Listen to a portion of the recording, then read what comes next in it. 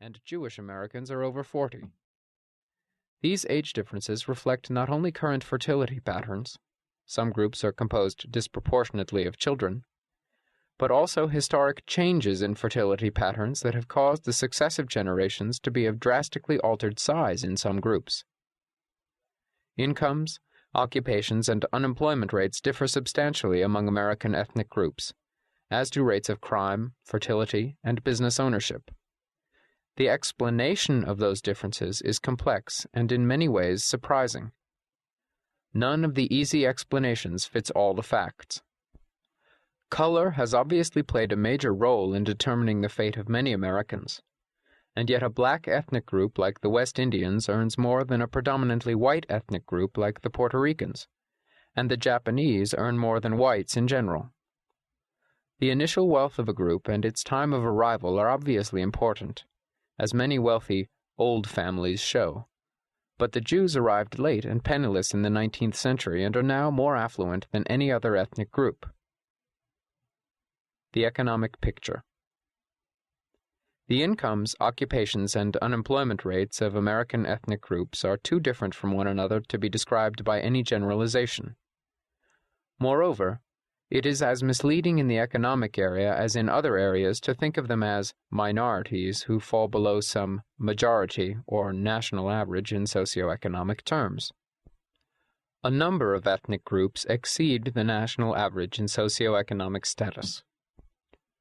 Here follows a chart, which shows a family income index for certain ethnic groups, where the U.S. average is 100. Jewish, 172. Japanese, 132. Polish, 115. Chinese, 112. Italian, 112. German, 107. Anglo-Saxon, 107. Irish, 103. Total U.S., 100. Filipino, 99. West Indian, 94. Mexican, 76. Puerto Rican, 63. Black, 62. Indian, 60. Source: U.S. Bureau of the Census and National Jewish Population Survey. Many factors are responsible for these economic differences among the various groups. Age is a major factor that is often overlooked. Ethnic groups that differ in average age, by 10 or 20 years in some cases, have vastly different percentages of their population in the older age brackets, where people in professional and other high-income occupations are concentrated. For example, about 20% of American Indians are age 45 or older, while twice that percentage of Polish Americans are that old. Higher income occupations typically require either long periods of education or long years of experience, or both, so it is not surprising that older ethnic groups earn more than younger ethnic groups. What is misleading is when these gross differences are regarded as showing either the extent of employer discrimination or of ethnic ability. Comparisons of the earnings of 30-year-old males show a narrower spread among ethnic groups, and when the comparison is between 30-year-old males with the same education, the differences become even smaller.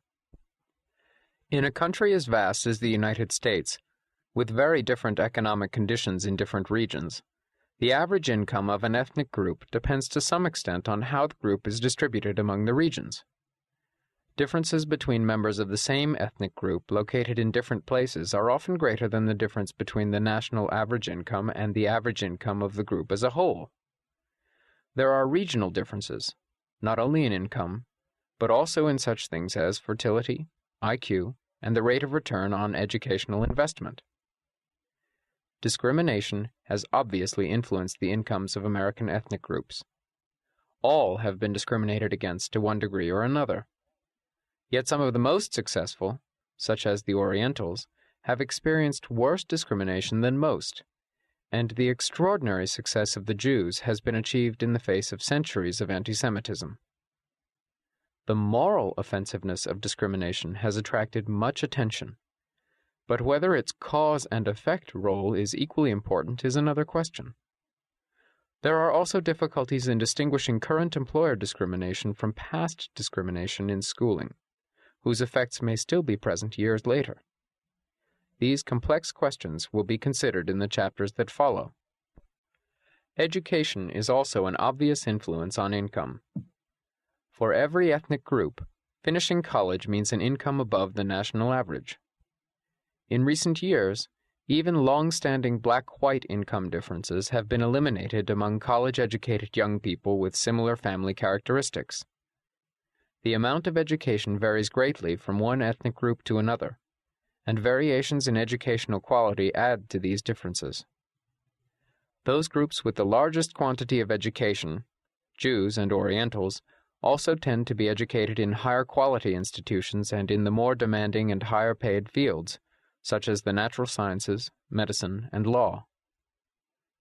The diversity of American ethnic groups in economic terms is equally apparent in such social characteristics as fertility, longevity, crime, IQs, and alcoholism. As in the general society, fertility tends to be greatest where people are poorest. The rich get richer, and the poor have children. In general, those ethnic groups with the lowest incomes, blacks, Puerto Ricans, American Indians, and Mexican Americans, have the highest fertility rates, while Jews and Orientals have too few children to reproduce themselves. Another striking pattern is that the more successful members of low-income groups have even fewer children than equally successful members of the general population.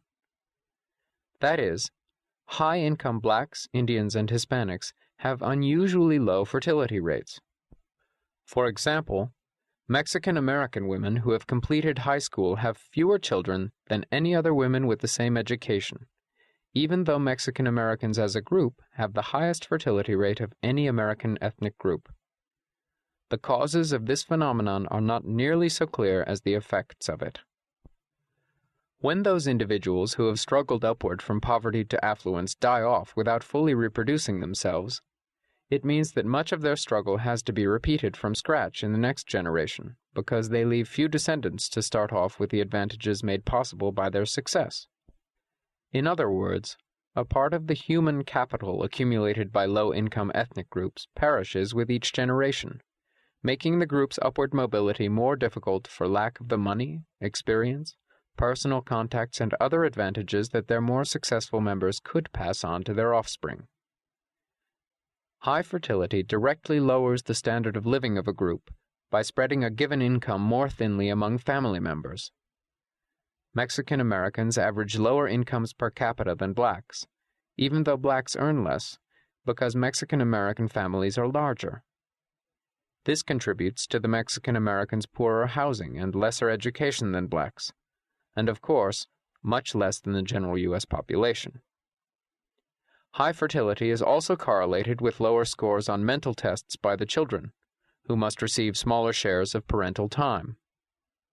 Half of all black males who failed the Army mental tests came from families of 6 or more children. Whatever the cultural bias of the mental test, such bias would apply equally to blacks from small families, so the difference in failure rates is significant. Fertility rates in general have changed drastically over the years, and the relative positions of various ethnic groups have been reshuffled as well. As of 1910, Jewish women in the 35 to 44-year age bracket had the same number of children, 5.3, as Mexican Americans, and more than blacks, 4.2, the Irish, 3.3, or the national average, 3.4. By 1969, however, Jewish fertility in the same age bracket had been more than cut in half, 2.4, while Mexican-American fertility had been reduced only moderately, 4.4, as had that of blacks, 3.6, and the Irish, 3.1. This means a V-shaped distribution of ages among the Jews, with the older generation spread out at the top, followed by progressively fewer younger age individuals, leading to a high average age for the group as a whole. Rates of unemployment, crime, and fertility are all strongly influenced by age. Unemployment varies so much by age that despite a generally